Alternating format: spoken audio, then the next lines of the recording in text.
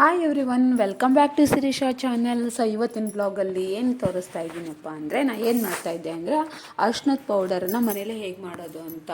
So ಅರ್ಶಿನದ ಪುಡಿಯನ್ನು ಹೇಗೆ ಮಾಡೋದು ಅಂಥೇಳಿ. ಸೊ ಅದಕ್ಕೆ ನಾನು 1/4 kg ಅರಿಶಿನ ತರಿಸಿದ್ದೆ ನಾನು ಮಾರ್ಕೆಟಿಂದ. ಸೊ ತರಿಸಿ ಫಸ್ಟ್ ಟೈಮ್ ನಾವು ಮಾಡ್ತಿರೋದು, ಅಮ್ಮ ಮಾಡ್ತಾಯಿದ್ರು ಮನೆಯಲ್ಲಿ. ಅದರಲ್ಲಿ ಫಸ್ಟು ಮಕ್ಕಳು ಬೇರು ಅಂತ ಇರುತ್ತೆ, ಅಂದರೆ ಅರ್ಶಿನ ಕೊಂಬಲ್ಲಿ ಸೈಡಿಗೆ ಉದ್ದುದ್ದಾಗಿ ಬೆಳೆದಿರುತ್ತಲ್ಲ, ಸ್ವಲ್ಪ ಸೊ ಕೆಳಗೆ ನಾನು ಆರಿಸಿ ತೆಗೆದಿಕ್ತಾ ಇದ್ದೆ ನೋಡಿ ಅವಕ್ಕೆ. ಸೊ ನಮ್ಮ ಕಡೆ ಮಕ್ಕಳು ಬೇರು ಅಂತ ಕರೀತಾರೆ, ಅಂದರೆ ಪೂಜೆಗೆ ಉಡಿ ತುಂಬಕ್ಕೆ, ದೇವ್ರ ಗುಡಿ ತುಂಬಕ್ಕೆ, ಪೂಜೆಗೆ ಇಡೋಕ್ಕೆ ಮಕ್ಕಳು ಬೇರೆ ಬೇಕಾಗುತ್ತೆ. ಸೊ ಅದರಲ್ಲಿ ಆರಿಸಿ ತೆಗೆದಿಟ್ಕೊಂಡಿರ್ತಾರೆ.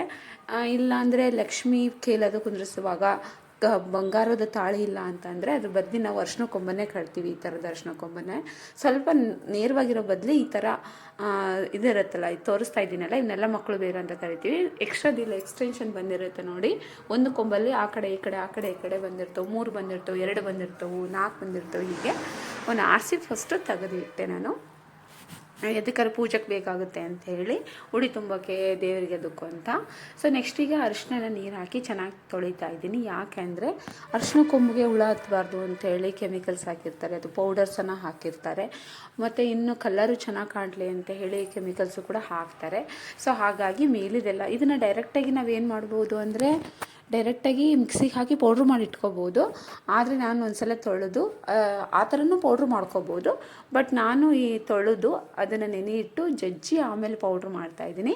ಸೊ ಅದಕ್ಕೆ ಒಂದು 2-3 ಸಲ ಚೆನ್ನಾಗಿ ತೊಳ್ಕೊತಾ ಇದ್ದೀನಿ. ಅದ್ರ ಮೇಲೆ ಎಲ್ಲ ಗಿಲ್ಲರ್ ಹಾಕಿದರೆ ಹೋಗಲಿ ಅಂಥೇಳಿ ಚೆನ್ನಾಗಿ ತೊಳ್ಕೊತಾ ಇದ್ದೀನಿ. ಒಂದು 2-3 ಟೈಮ್ಸನ್ನು ಚೆನ್ನಾಗಿ ತೊಳ್ಕೊಳ್ರಿ, ಅದಷ್ಟು ಕಲರ್ ಹೋಗುತ್ತೆ. ಕಲರ್ ಎಲ್ಲ ಹೋಗಿದ ಮೇಲೆ ಜಾಸ್ತಿ ಸ್ವಲ್ಪ ನೀರು ಹಾಕಿ ಅದನ್ನು ರಾತ್ರಿ ಪೂರ್ತಿ ಏನು ಮಾಡಿ ಅಂದರೆ ನೆನೆಯೋಕ್ಕಿಡಿ ಅಂತ. ಸೊ ಒಂದು 5 ನಿಮಿಷ 10 ನಿಮಿಷ ಟೈಮ್ ಕೊಟ್ಟರೆ, ನಾವು 5 ನಿಮಿಷ ಕೊಟ್ಟರೆ ಸಾಕು, ನಾವು ಆರಾಮಾಗಿ ಏನು ಮಾಡ್ಬೋದು, ಮನೆಯಲ್ಲೇ ಅರಿಶಿನ ಕೊಂಬನ್ನು ಅರಿಶಿನ ಕೊಂಬು ಯೂಸ್ ಮಾಡಿ ಪೌಡ್ರನ್ನ ರೆಡಿ ಮಾಡ್ಕೋಬೋದು. ಸೊ ಹೈಜಿನಿಕ್ ಆಗಿರುತ್ತೆ, ನಮ್ಮ ಕಣ್ಣು ಮುಂದೆ ನಾವೇ ಮಾಡ್ಕೊಳೋದ್ರಿಂದ ನಮಗೆ ಹೆಲ್ತಿಯಾಗೂ ಇರುತ್ತೆ. ಸೊ ಸಣ್ಣ ಮಕ್ಕಳವರೆಲ್ಲ ಇದ್ದರೆ ಮನೇಲಿ ಏನಕ್ಕಾರ ಅರಿಶಿನ ಯೂಸ್ ಮಾಡೋಕ್ಕಾದ್ರೆ ನಾವು ಅಂದರೆ ಹೋಮ್ ರೆಮಿಡೀಸ್ ಮಾಡುವಾಗ, ಮನೆ ಮದ್ದು, ಮಕ್ಕಳು ಏನಾದರೂ ಶೀತ ಕೆಮ್ಮು ಆದರೆ ಅರಿಶಿನ ಬೇಕು ಅಂದರೆ ಇದನ್ನೇ ನಾವು ಧೈರ್ಯವಾಗಿ ಯೂಸ್ ಮಾಡ್ಬೋದು. ಮಾರ್ಕೆಟಿಂದಷ್ಟು ನಂಬೋಕ್ಕಾಗಲ್ಲ, ಕೆಮಿಕಲ್ಸ್ ಹಾಕಿರ್ತಾರೆ ಅಂತ. ರಾತ್ರಿ ಪೂರ್ತಿ ನೆಂದಿದೆ, ಮಾರ್ನಿಂಗು ಸೊ ನೋಡವೆಲ್ಲ ಕೈಯಲ್ಲೇ ಮುರಿಬೋದು, ನೆಂದಿರುತ್ತಲ್ಲ ಕಂಪ್ಲೀಟಾಗಿ.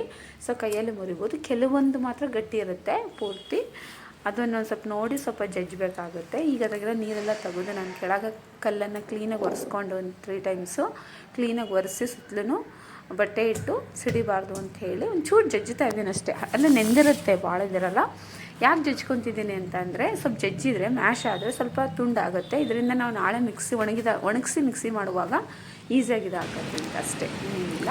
ಸೊ ನಾನು ಎಲ್ಲವನ್ನೂ ಜಜ್ಜಿ ತಟ್ಟಿಯಾಗಿ ಇಟ್ಟು ಬಿಸಿಲಲ್ಲಿ ಒಣಗಕ್ಕೆ ಇಟ್ಟಿದ್ದೀನಿ. ಈಗ ಮೂಡುಗಾಳಿ ಇರೋದ್ರಿಂದ, ಚಳಿಗಾಲ ಇರೋದ್ರಿಂದ, ಬಿಸಿಲು ಕಟ್ಟಿ ಇರೋದ್ರಿಂದ ಬೇಗ 2 ದಿನಕ್ಕೆ ಚೆನ್ನಾಗಿ ಒಣಗುತ್ತೆ ಅರಿಶಿನ ಕೊಂಬು.